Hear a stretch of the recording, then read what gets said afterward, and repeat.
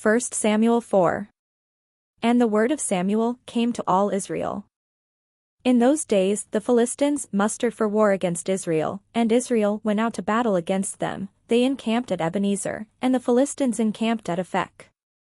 The Philistines drew up in line against Israel, and when the battle was joined, Israel was defeated by the Philistines, who killed about 4,000 men on the field of battle. When the troops came to the camp, the elders of Israel said, "Why has the Lord put us to rout today before the Philistines? Let us bring the Ark of the Covenant of the Lord here from Shiloh, so that he may come among us and save us from the power of our enemies." So the people sent to Shiloh, and brought from there the Ark of the Covenant of the Lord of Hosts, who is enthroned on the cherubim. The two sons of Eli, Hophni and Phinehas, were there with the Ark of the Covenant of God. When the Ark of the Covenant of the Lord came into the camp, all Israel gave a mighty shout, so that the earth resounded. When the Philistines heard the noise of the shouting, they said, "What does this great shouting in the camp of the Hebrews mean?" When they learned that the Ark of the Lord had come to the camp, the Philistines were afraid, for they said, "Gods have come into the camp."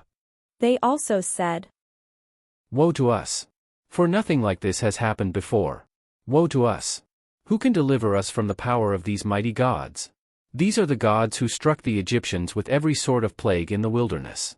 Take courage, and be men, O Philistines, in order not to become slaves to the Hebrews as they have been to you. Be men and fight." So the Philistines fought, Israel was defeated, and they fled, everyone to his home. There was a very great slaughter, for there fell of Israel 30,000 foot soldiers.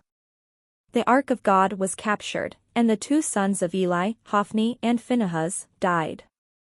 A man of Benjamin ran from the battle line, and came to Shiloh the same day, with his clothes torn and with earth upon his head.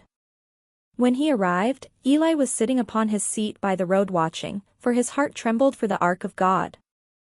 When the man came into the city and told the news, all the city cried out. When Eli heard the sound of the outcry, he said, "What is this uproar?"